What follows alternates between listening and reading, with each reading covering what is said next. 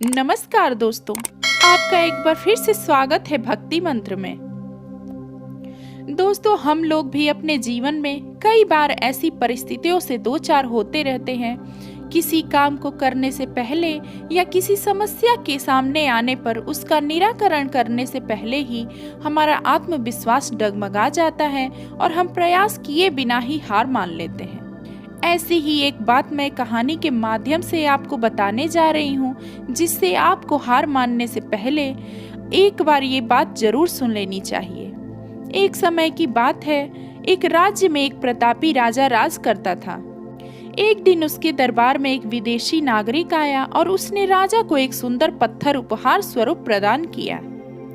राजा वह पत्थर देख बहुत प्रसन्न हुआ और उसने उस पत्थर से भगवान विष्णु की प्रतिमा का निर्माण कर उसे राज्य के मंदिर में स्थापित करने का निर्णय लिया। राजा ने प्रतिमा निर्माण का कार्य राज्य के महामंत्री को सौंप दिया।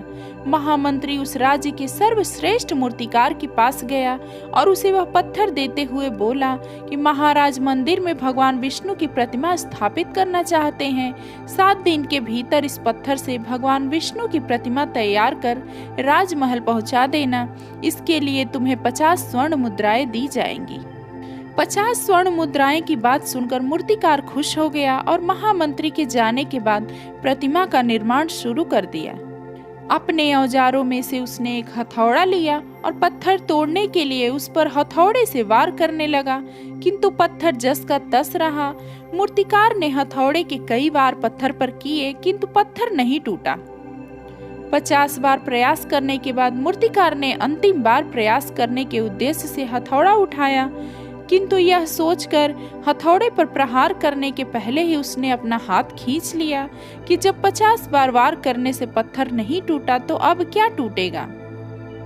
उसने हार मान लिया और वह पत्थर लेकर वापस महामंत्री के पास चला गया। उसने मंत्री को यह कहकर पत्थर वापस कर दिया कि इस पत्थर को तोड़ना नामुमकिन है, इसलिए इससे भगवान विष्णु की प्रतिमा नहीं बन सकती। अब महामंत्री क्या करे। महामंत्री को तो राजा का आदेश हर स्थिति में पूरा करना था, इसलिए उसने भगवान विष्णु की प्रतिमा बनाने का काम राज्य के एक साधारण से मूर्तिकार को सौंप दिया।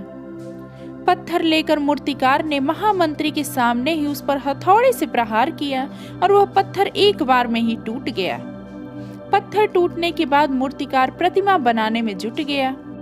इधर महामंत्री सोचने लगा कि काश पहले मूर्तिकार ने एक अंतिम प्रयास और किया होता तो सफल हो गया होता और 50 स्वर्ण मुद्राओं का हकदार बनता। दोस्तों, हम भी कई बार 1-2 प्रयास में असफलता मिलने पर आगे प्रयास करना छोड़ देते हैं, जबकि हो सकता है कि कुछ प्रयास और करने पर कार्य पूरा हो जाता या हमारी समस्या का समाधान हो जाता। यदि जीवन में सफलता प्राप्त करनी है तो बार बार असफल होने पर भी हमें तब तक प्रयास करना नहीं छोड़ना चाहिए जब तक सफलता नहीं मिल जाती। क्या पता जिस प्रयास को करने से पूर्व हम हाथ खींच ले वही हमारा अंतिम प्रयास हो और उसमें हमें कामयाबी मिल जाए। तो दोस्तों, उम्मीद करती हूँ कि एक साधारण कहानी के माध्यम से बताई गई बात आप जरूर समझ गए होंगे और कामयाबी मिलने तक आप प्रयास करना नहीं छोड़ेंगे। तो दोस्तों, आपको ये जानकारी कैसी लगी आप कमेंट में जरूर बताइए और साथ ही मेरे चैनल को अगर अभी तक आपने सब्सक्राइब नहीं किया है तो अभी कर ले और साथ ही बेल आइकन को भी प्रेस करें, जिससे आने वाले वीडियो के नोटिफिकेशन सबसे पहले आपको मिले।